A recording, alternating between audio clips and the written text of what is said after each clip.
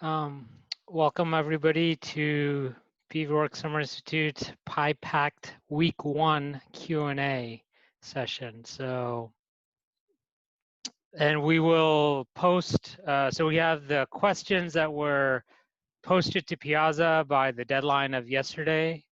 So we have answers to those, but we'll also, time pending, answer questions that you post in Zoom in the Q&A, and my fellow BRSI staff, Lisa Kelly and Joel Grimm, will help moderate that. But we're going to go over what was posted to Piazza first, and I want to emphasize that's the format we're going to do for this project. So please, you want to sort of give your question the best chance of getting answered, post it to Piazza by that deadline the day before. That gives us enough time to read them and to formulate proper answers.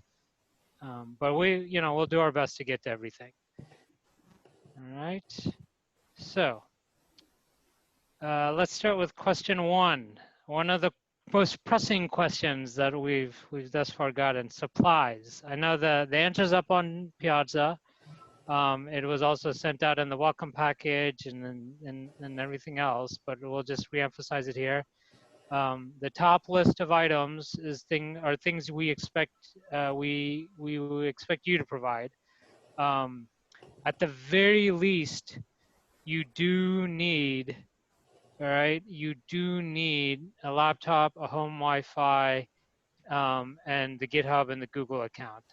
Everything else is sort of there are workarounds. We won't necessarily be directly supporting those workarounds, but you guys are all pretty clever, I'd imagine, and you can figure out workarounds to not necessarily having a display that you plug directly in, that whatnot. But that said, the items on the bottom is the kit some of you may have already received and some of you are still waiting for. It's going to include, most importantly, the 2 Raspberry Pi Model 4Bs, 2 power supplies, 2 micro SD cards, and 1 HDMI cable. We're providing the HDMI cable because micro HDMI to HDMI is kind of a unique cable.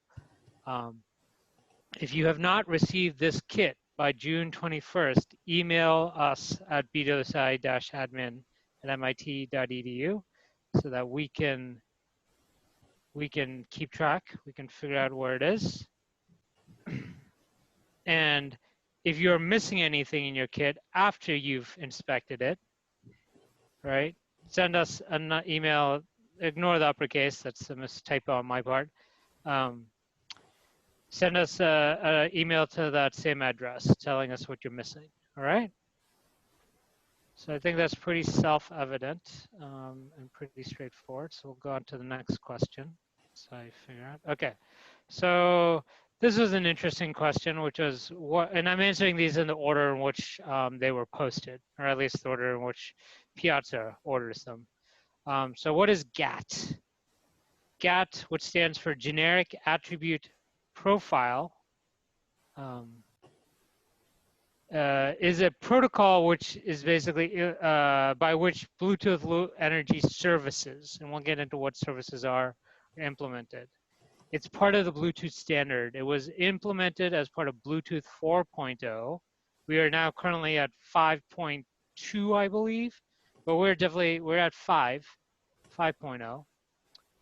And what it basically does is it implements and exposes services.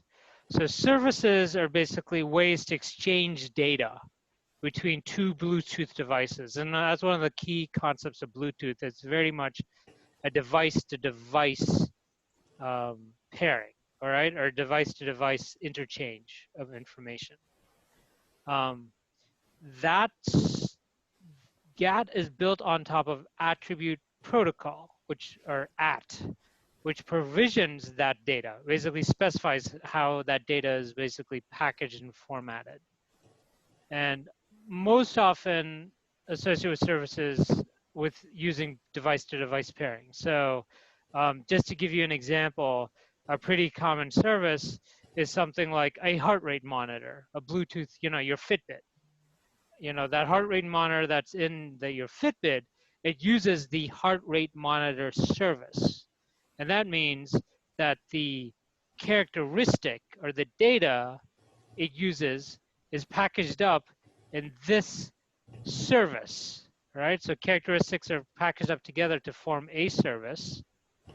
And then there's an additional level of hierarchy called a profile, which is basically a collection of services.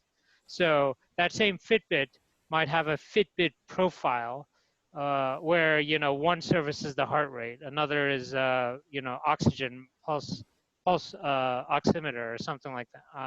I'm making things up, but the bottom line is a collection of services makes a profile. And the Bluetooth working group, the special interest group, has a number of what they would call official services and official profiles, but manufacturers are welcome to to create their own profiles and their own services. It's just they may or may not be considered official. So then what PiPACT does is we're using GATT's beacon discovery service. All right, so there's a service in GATT that basically is almost a one-way exchange.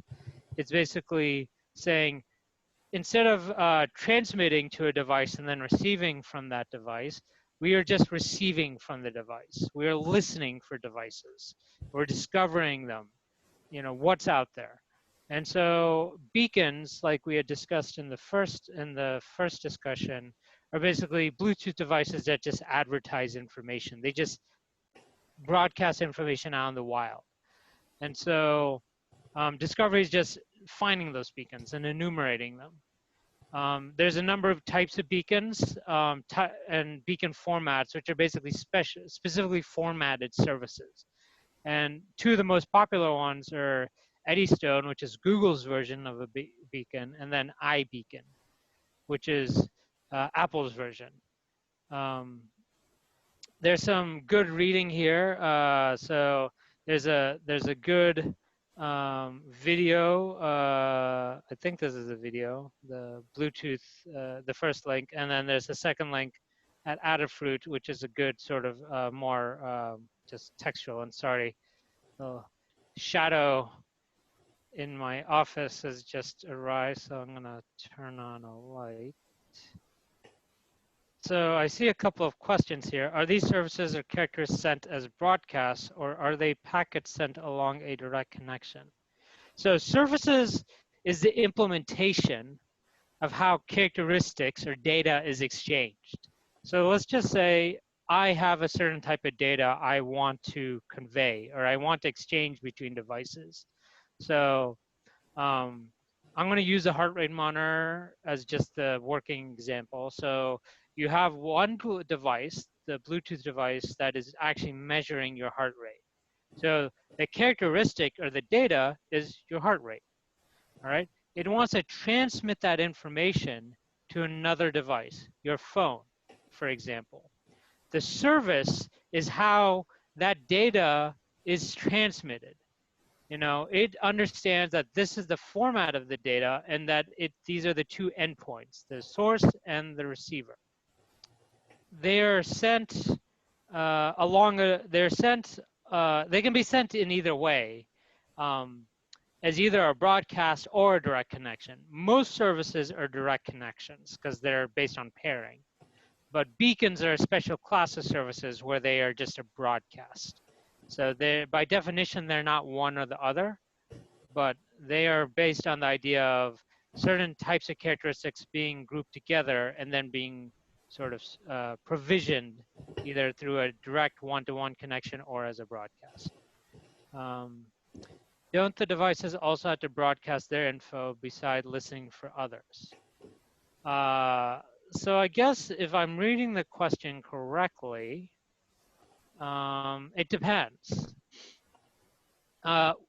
If your devices are already paired, they have already established the link between them.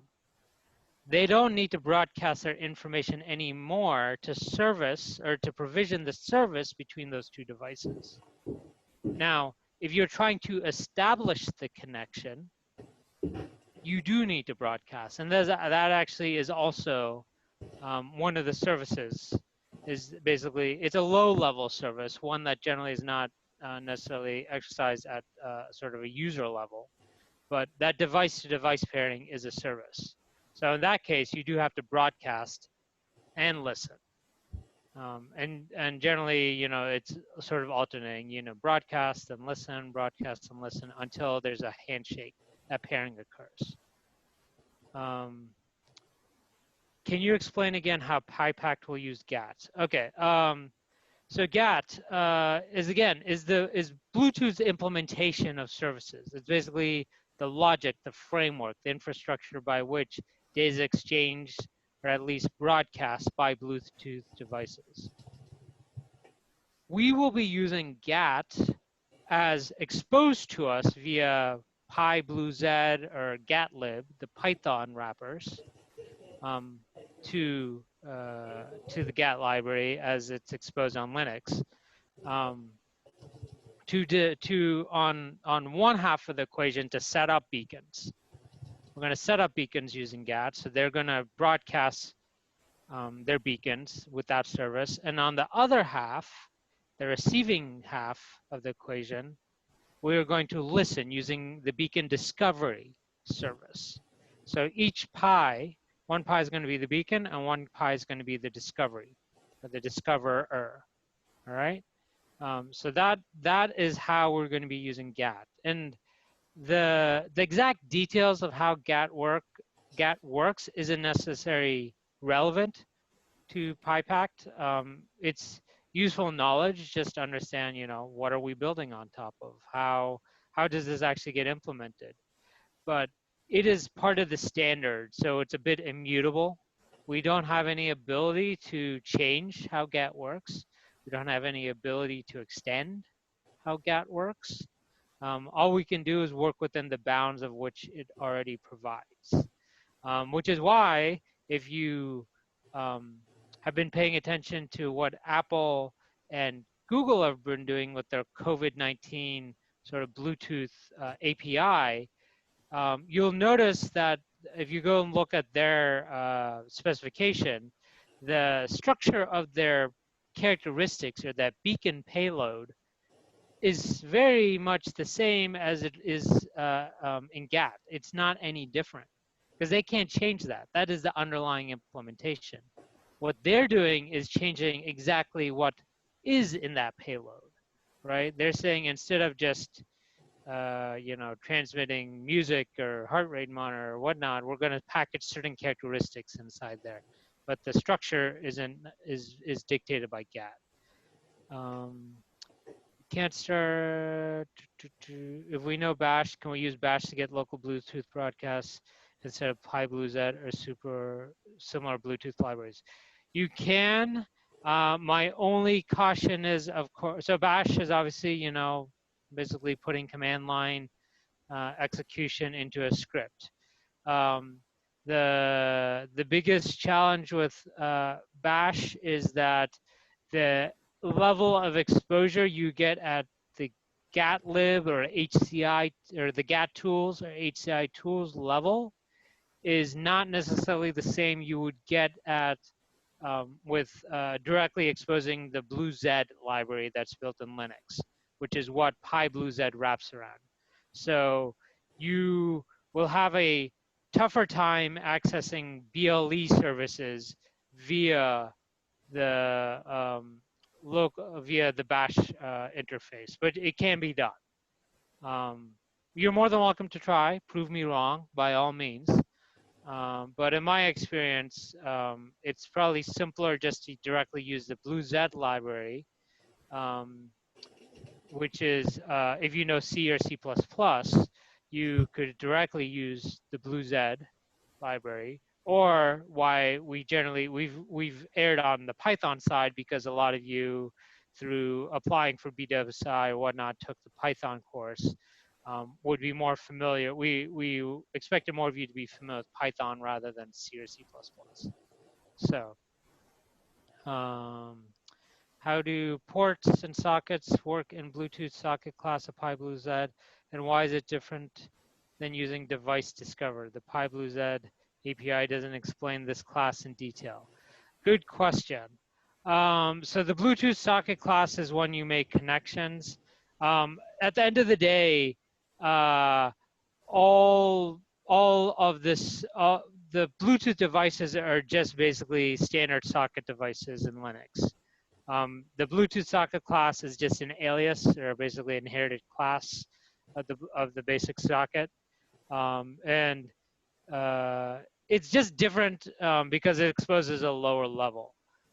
The device discover is just an abstraction. It's specifically focused on not implementing a device-to-device pairing like the Bluetooth socket is mostly focused on.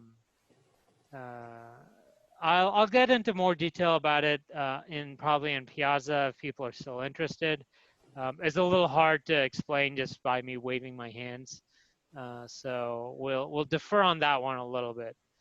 There's a few follow-on from the previous about the supplies, so I'm going to go back and answer those. Is it okay if we only have one laptop? Absolutely. You only need one laptop. You can the way we anticipate you would use the system with one laptop is that you would basically open two SSH terminals to, if you're on Windows, like PuTTY. If you're on Mac, you can just SSH directly. You'll SSH directly into each device, right? So you have two SSH sessions open, one for each Raspberry Pi, and you command them from one machine. That's why we are asking / requiring you to use the home Wi-Fi network. We could actually do this, or a Wi-Fi network, not necessarily a home Wi-Fi network, but you'll probably want to be on a Wi-Fi network you trust. You could actually do this whole project by SSHing directly into the Pi after you configure the Pi to be an access point. And then that way, you don't need a Wi-Fi. You're actually sort of removing one of the constraints about where you operate. But then you have a direct laptop to Pi connection, and you'll have to switch between the Pis to control them. And in that case, what you'll need to do is to, in a nominal collection scenario, what you'll probably be doing is turning on the beacon Pi, so it's advertising, then switching over to the receiver Pi, the discovery Pi, and tell it to start listening to the broadcast so you can get the measurements. And then, shut it down so it stops collecting measurements, and then go back and shut down the beacon. So that whole sequence of events obviously takes longer, is more involved than just having two SSH terminals open. We can't start the actual project until we have received the materials. You can't start collecting any real data. The reason for the background reading material is for you guys to get kind of familiar with the whole concept of what the contact tracing is, how the Bluetooth factors into all of it, i.e. PiPACT, and getting yourself a little bit familiar with the underlying libraries that you'll be leveraging. But hands-on development, hands-on use, yes, cannot happen until you get your hands on the Pis, on the kits.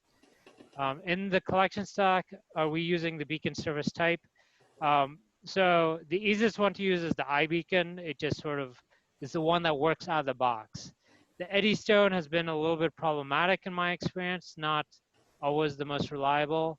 So the default reference code, the instructor code uses the iBeacon, but you can experiment with other beacon formats if you'd like.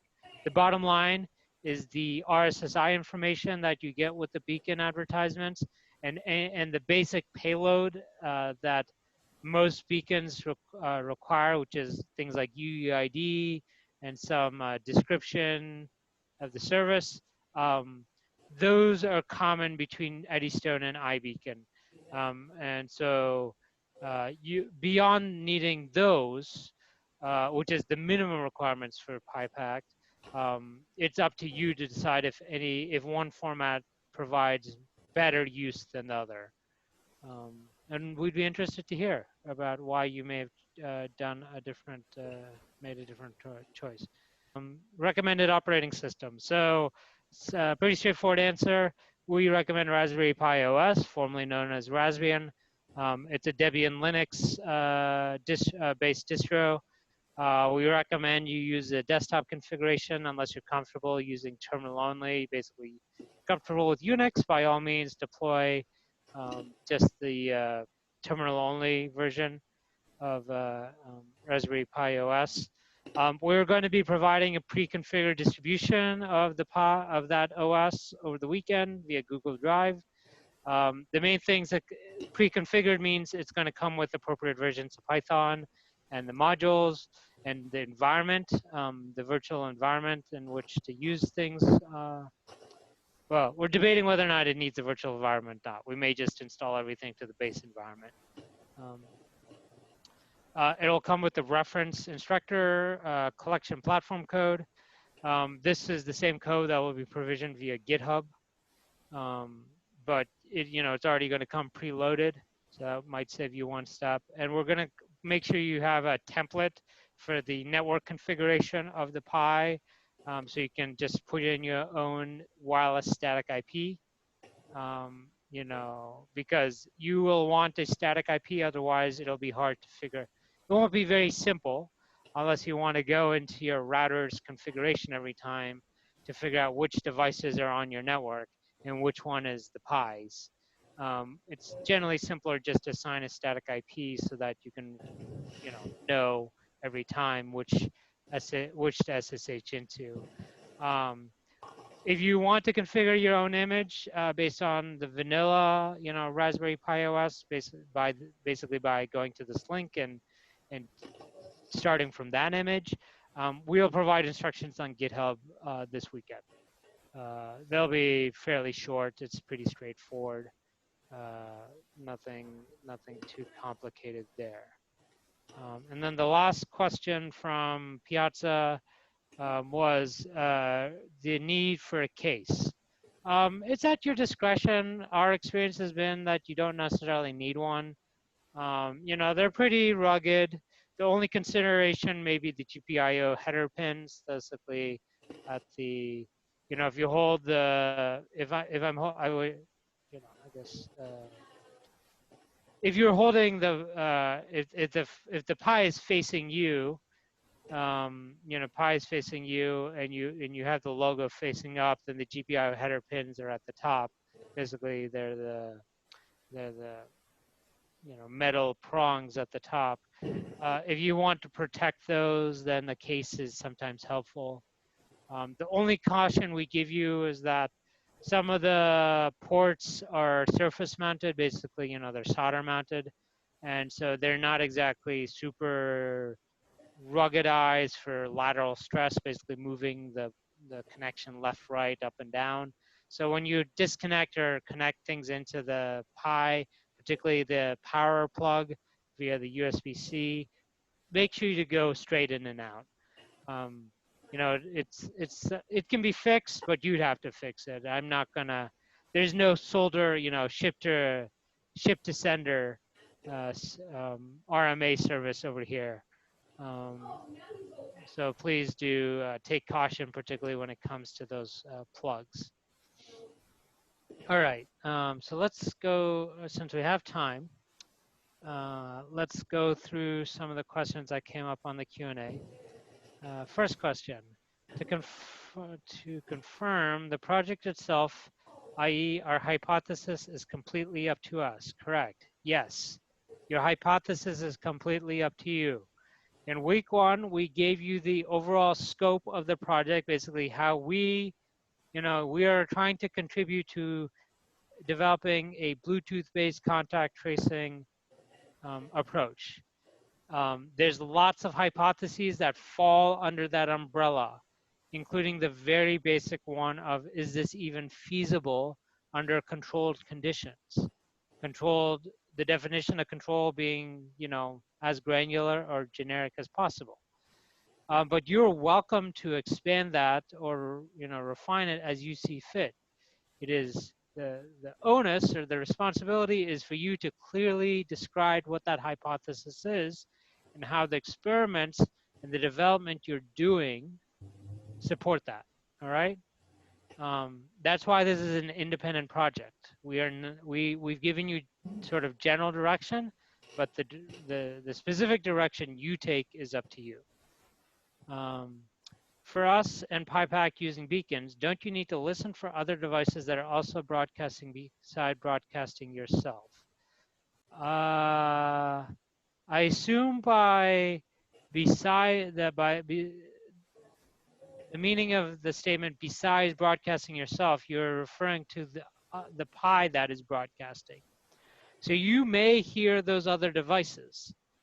Um, you you can catalog them, you can instrument them, but the key qualifier for those other devices is that unless you're sort of going around your area, um, figuring out what device is what and who is broadcasting what, you do not have sort of the truth of what or where that device or who that device is. So it'll be very hard for you to take the data you collect from those other devices and correlate them with any truth. That's not to say it's not possible, but it's obviously a much, much more difficult task than using your known broadcast device, that Pi that is broadcasting the beacon, and your known receiving device, the Pi that is receiving the beacon, and knowing how far apart they are, how they're positioned, what their orientation is, what are the obstructions between them. All of these are known to you or should be known to you. But you're more than well, you can figure out. We leave it, and we can discuss this in more detail as you guys just start to actually get into the actual collection of data. Whether or not other devices around you are significant factors that need to be accounted for. Is there a standardized threshold that correlates the probability of having COVID with exposure length and distance? No, there is not a standardized threshold. As we had mentioned previously, in week 1, you may get RSSI measurements.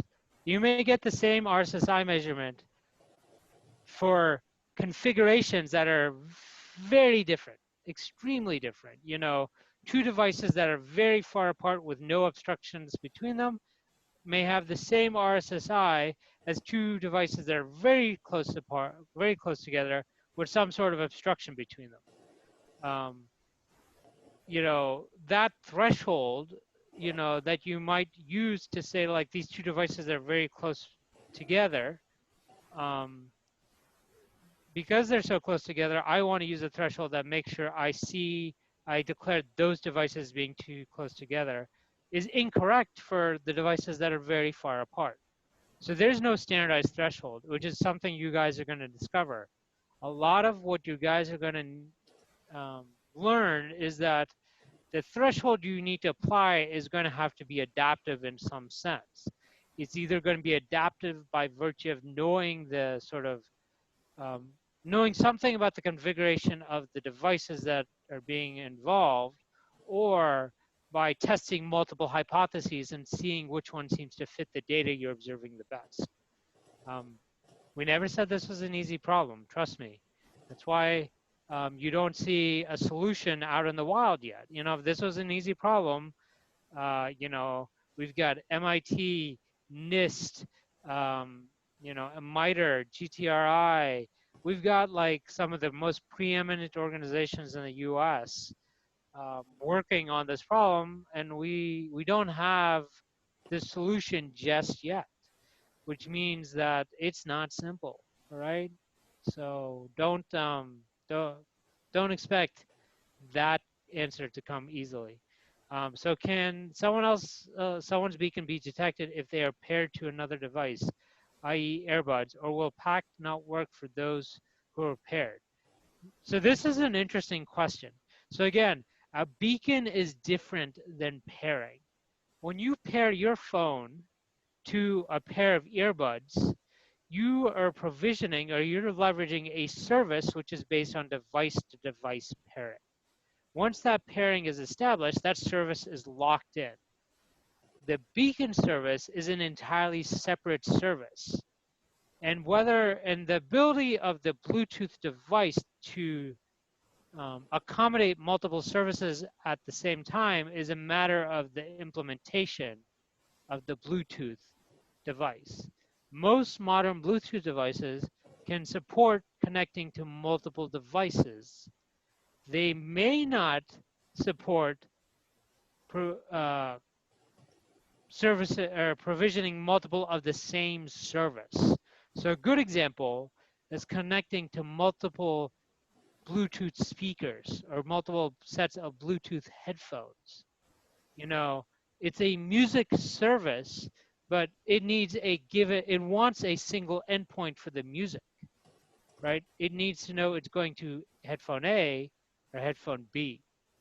Now, that is not necessarily always the case. Some devices, I have a device even at home, that it can actually broadcast that music to multiple Bluetooth devices. It pairs to multiple Bluetooth headphones.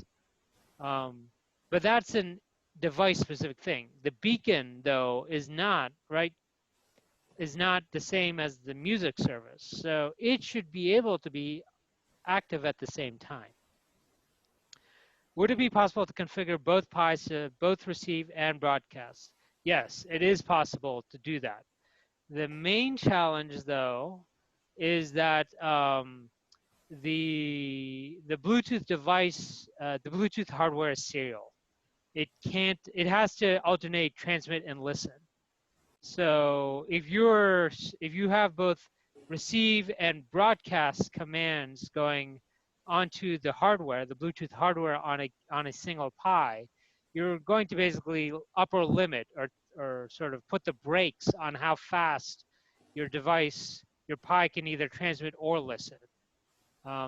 That may not actually be a significant issue for you, the way you construct your experiment, but it is a constraint, and you should be aware that that's a constraint.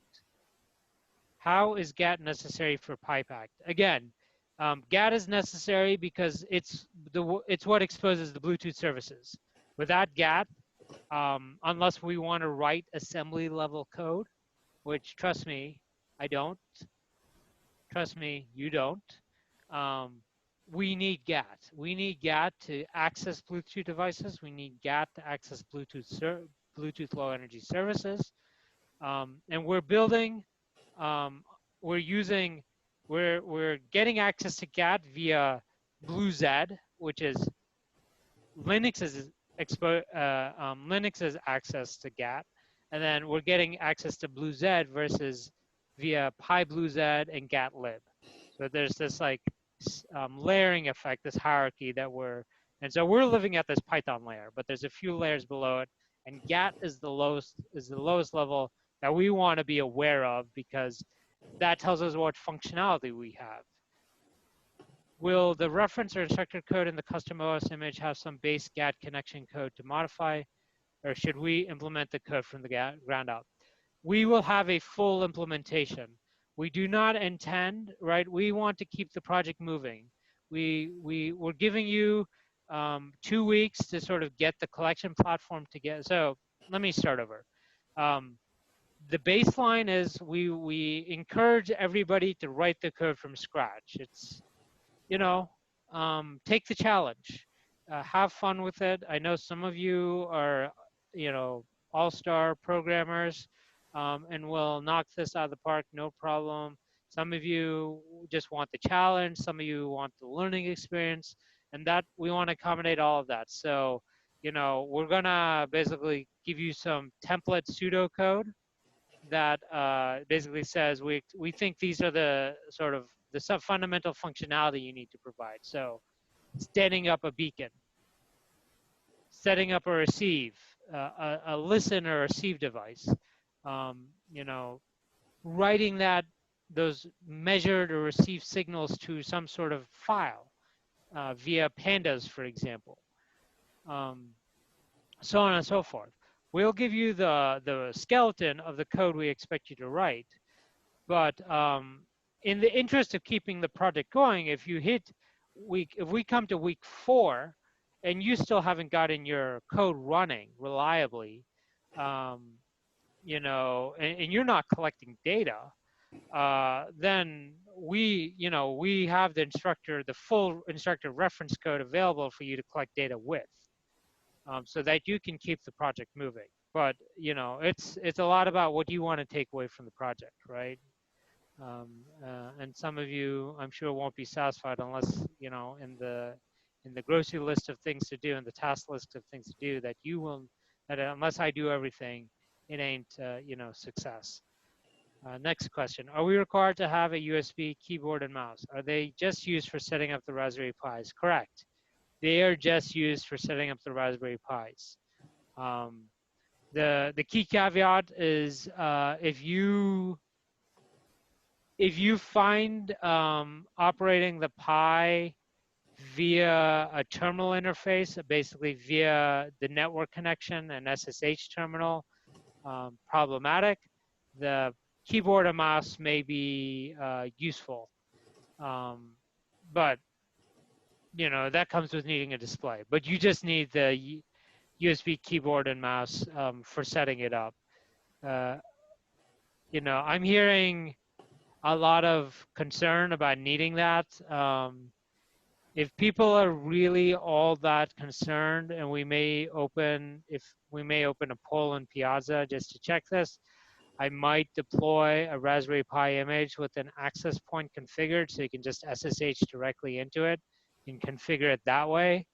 The tricky part though, this is the cautionary tale to all of you, is that if we go down that route, if I give you a way to configure the Pi remotely, if you don't get that configuration right the first time, i.e. you don't configure the connection to your network correctly, set the static IP correctly, and you shut down your network connection, then you have no way back into that Pi without a USB keyboard and a mouse and a display, and you'll have to reburn the image and go through that whole process again. So just a cautionary tale. That's why we're starting from this point. Is there a list or a documentation on what we'll be doing for the duration of the course, or do we have to wait for the Zoom calls at the beginning of every week? So we'll post a little bit more of a granular breakout, but please, I want to remind everybody it's an independent project. We give general direction of what we think you should be doing, but a lot of this is like, if you've done independent projects in high school, when you sign up for an independent study in college, nobody gives you direction in those, right? They just say, we expect, it's a 3 credit or whatever your, sort of system is.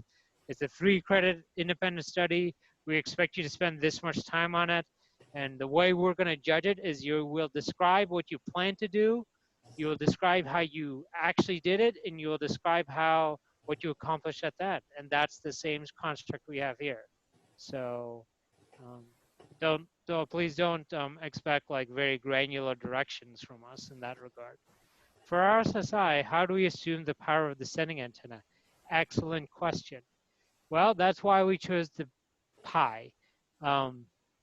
You can do a little research. You can learn exactly about what sort of Bluetooth hardware is on the Pi.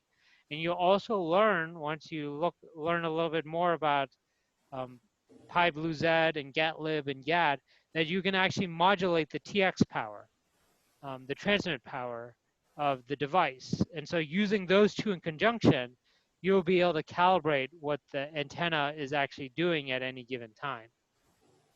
That's also part of why we're using 2 of the same device, or we're using known devices, because this is one of the bigger problems with the general PiPACT program, or challenges, is that the exact implementation of Bluetooth hardware in phones varies by device to device manufacturer, and it's very hard to learn what exactly is going on. What antenna are they doing? How exactly are you interpreting that command that says, I want, on that transmit power knob, I want 100%. What exactly does 100% mean? What does 90% mean? I mean, there's a certain logic that you would hope be applied, but it's not necessarily guaranteed to be applied in the same or consistent fashion across all these devices. Will there be more instructions regarding further steps, at least as a starting point? Yes, absolutely. That will get posted on GitHub. All right, and along and linked to on Piazza. To increase communication between participants, can we create a Discord server either by the staff or by the participants? I believe, and if Lisa Kelly wouldn't mind unmuting herself and answering this from the BDFSI official standpoint. So yeah, we can look into creating a Slack for the program, and I'll have more answers, if not by Monday, by mid next week. Okay, so that's what we can provide officially, but you guys, you know, via Piazza or whatnot, you're more than welcome to coordinate separate comm channels. If you want to stand up your own Discord server, by all means do. We'll just not be in there, right? So we'll create something where we will be there to some degree, but we still plan on using Piazza as our primary communication. We have some legal constraints that limits our ability to be in communication channels where they are not where we need at least 2 staff present at all times, which is a little harder to do in something like Slack or Discord. Am I missing anything, Lisa, in that regards? No, so just make sure that if you set something up, know that we won't join it. So Right. if you invite us, we're not ignoring you. As Ramu said, we have legal things that we have to be aware of, and we aren't ignoring you. We just can't join it. All right. There's a lot of stuff going on in the webinar chat. For those who are in the webinar chat, please, as you're talking to each other, just talking to each other, put them in the Q&A. I can't really pay attention to both. How specific should our hypothesis be? Good question. I want to offer this to everybody. If you're concerned about what your hypothesis or hypothesis are, and I'm happy to do this, post them in Piazza. Post them in Piazza or send me, send Betos. Lisa, have we shared my email? I don't think we shared my email. Yeah. No, the best thing to do is send it to the BWSI Okay. -admin@mit.edu. Yeah, send it there. You can send a question about the hypothesis if you don't want to share it with your fellow participants. You know, you want to keep your secret sauce, your great idea to yourself till you reveal it. We'd be happy to review it. It doesn't have to be. Let me put it this way. There's no aspect of this project where you. I guess the only hypothesis I might consider overly specific is that you hold the 2 pies next to each other and you confirm that you're too close. That's probably the only one I can really think of off the top of my head. That and the corollary that they're, you know, a mile apart. Anything is an interesting hypothesis because there's so many factors underneath it. It's I think what you guys please use this as an as an opportunity to learn how to do research. You will learn along the way that your hypothesis is going to evolve. It does not need to be perfect on day 1. It will evolve into something that you consider tractable, and the key question is that's a key qualifier, tractable. I can execute this. Once you grab hold of that, run with it. That's my recommendation. Okay, is there potential machine? Absolutely, by all means. By all means. You want to throw this in a deep net, you want to bring up TensorFlow or PyTorch, and you want to just throw data in the other half. You want to do support vector machines. I mean, trust me, that's where I got my PhD in machine learning. So I could go on for days and days on how one could do this, but that's a choice for you. We are starting with just basic detection theory because it's based in much more sort of directly tractable math. We can understand why it's doing what it's doing and why it's doing what it's doing. Obviously, with certain classes of machine learning techniques, there's an opacity to them. It's kind of a black box at times, which makes it harder to explain why you either had success or failure. But if you're willing to explore that, if you're willing to sort of like dive into those waters, by all means do. Just a clarity question: what is the overall data we're trying to obtain? So the data at a very high level, the data is the data you need to support your hypothesis. So if your hypothesis is that um, I can do proximity detection based on 3 consecutive RSSI measurements that in which I decide that if at least 2 of them say that uh, that 2 of those measurements exceed a certain threshold that is to be determined, that you're too close. That's my hypothesis. The data you would need for that is, maybe the RSSIs at multiple ranges, right? Multiple separations, uh, where where some subset of data, people are far enough apart where they are beyond the threshold, and where they're too close apart where they should be within the threshold. Um, so that's an example of how the type of data you would need to support that hypothesis. If your hypothesis is something like, uh, you know, that is the variability is too great when between the detection approach when the device is in my pocket versus out of my pocket, then you want to collect that sort of in and out of pocket data to show that the variability is too great. Um, so again, the data is based on the hypothesis.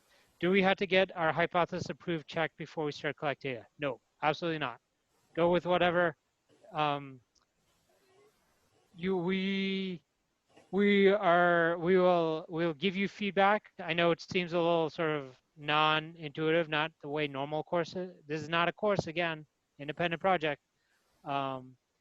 But at the end of the day, it's a lot like researchers do in terms of writing conference papers or submitting grants.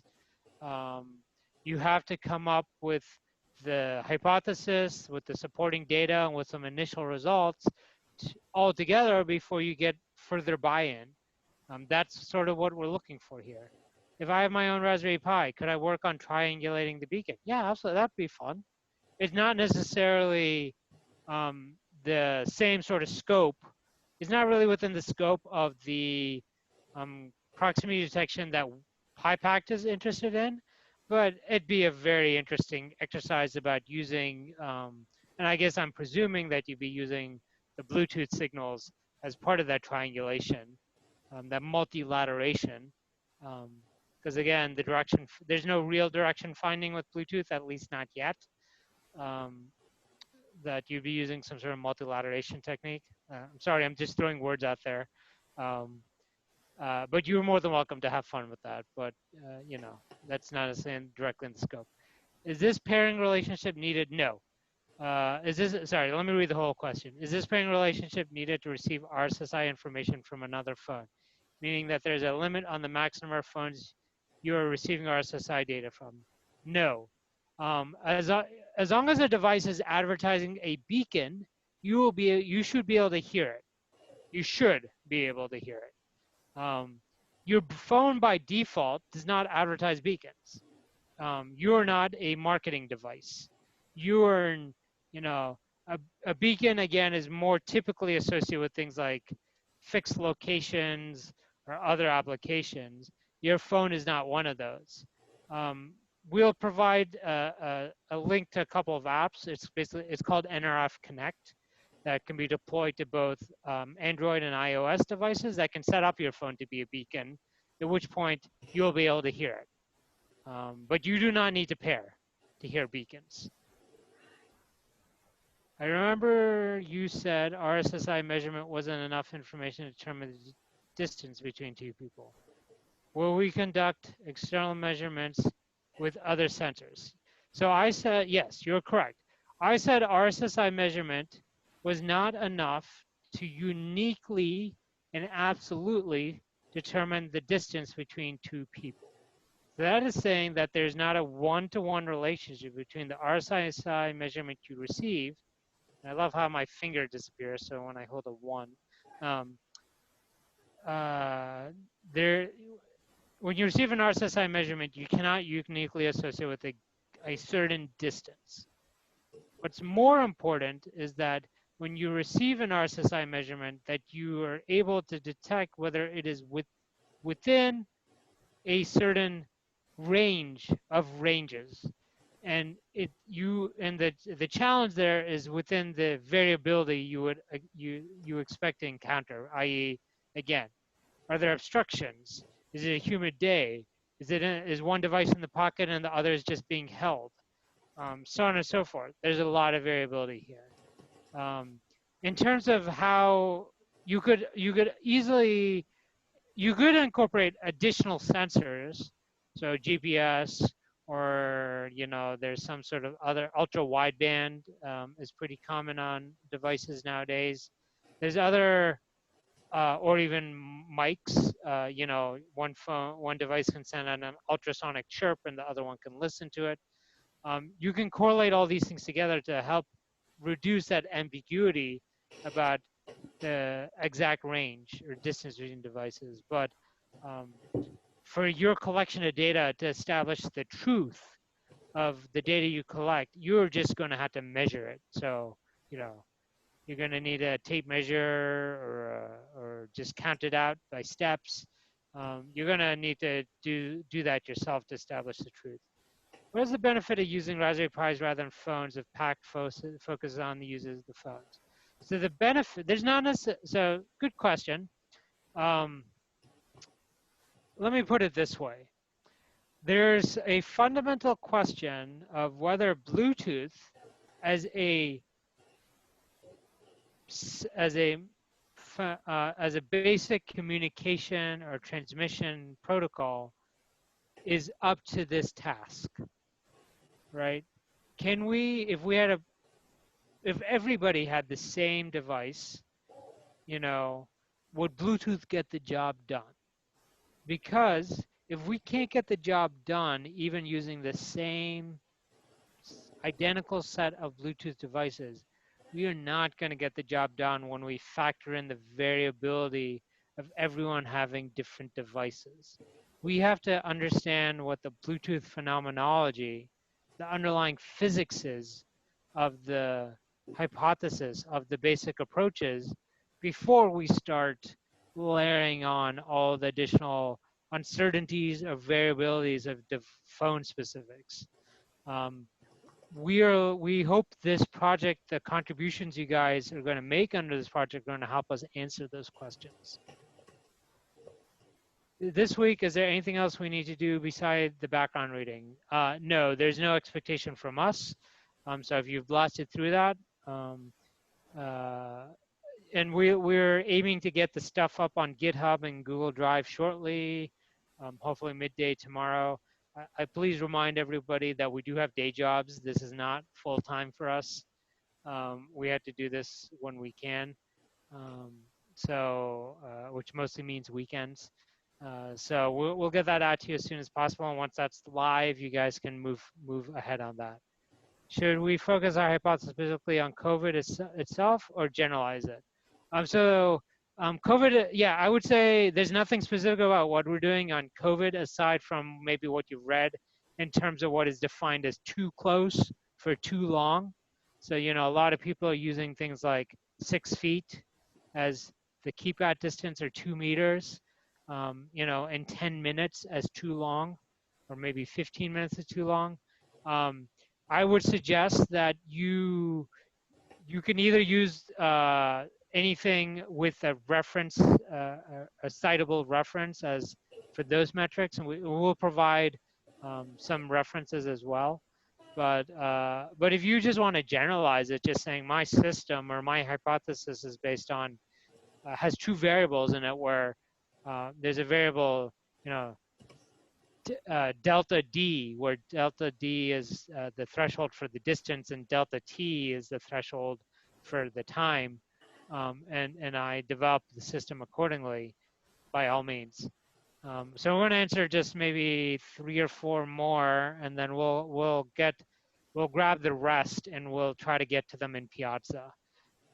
It'll take time, and some we may not get to because they've already been answered in Piazza or not, or whatnot.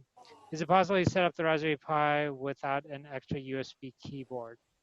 I guess by extra, again, we may, depending on interest, or deploy one that has a wireless, a Raspbian image that has a way for you to set up wirelessly. But again, the risk there is you don't get the configuration right the first time. You're going to have to redeploy that image, which is not super risky, but there's some risk associated with it.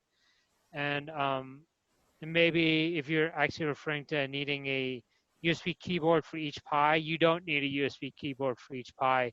You'll set up each one one after another when you go down that approach.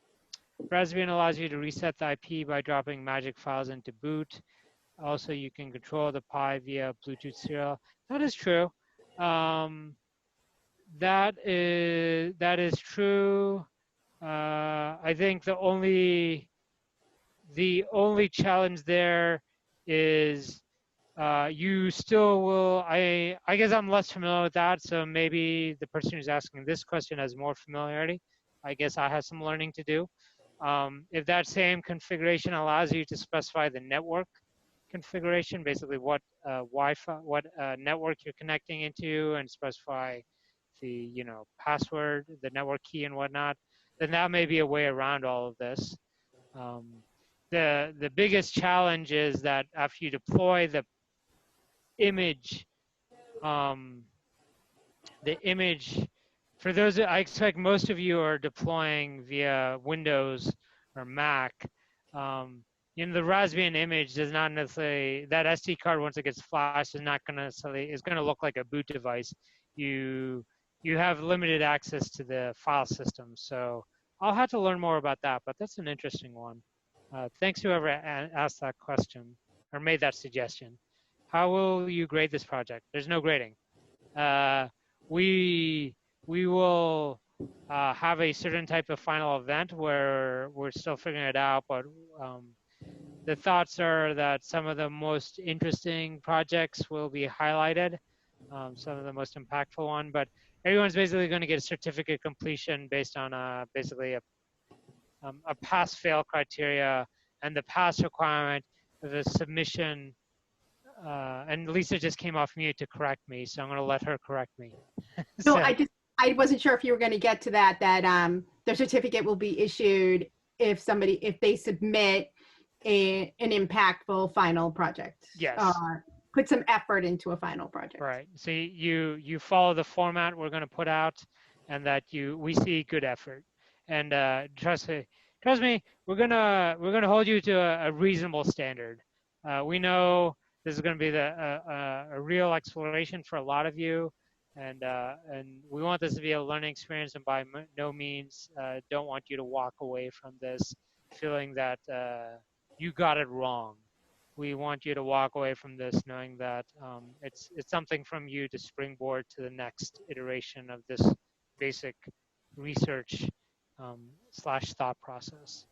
All right. Ramu. Yep. I suggest, because yeah. questions keep coming in, I suggest we stop. I told them all we would try to answer questions over the weekend and post them.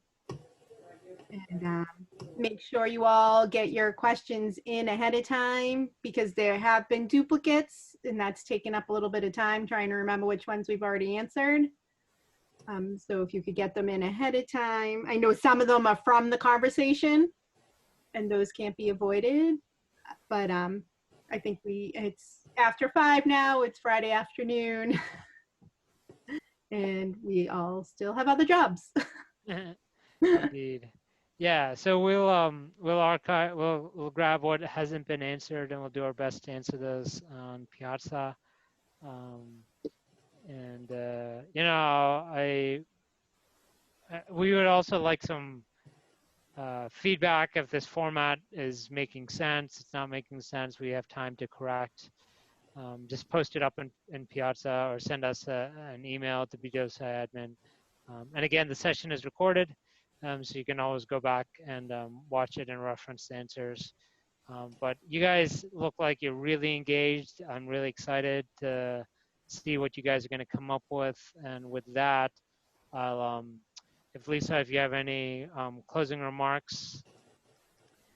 No, so the only other thing is we will share where the channel is that it ends up on for the YouTube stream. And that's it, I think. Yep, and I'll just remind everybody, we have our first PiPACT seminar/webinar on Monday. We're going to be hearing from Mark Zisman. We'll be sending out an abstract over the weekend, but he's a fantastic speaker. It should be a really great talk. And please, that'll be open to everybody, not just you guys. Anybody can attend, so feel free to, once you share the link with anybody who'd like to learn more about PiPACT, about what that effort's doing. And I just have one more thing. I did send an email to everybody that we had on the list. If you did not receive an email from me today, email us at bwsi-admin@mit.edu so we can double check we have the correct email for you. All right, and with that, I'll wish everybody a happy weekend, which whatever that means in this day and age. But go have fun, and yeah, hopefully this project is included in that. But looking forward to next week as well. Thanks, everyone. Great. Goodbye. Bye.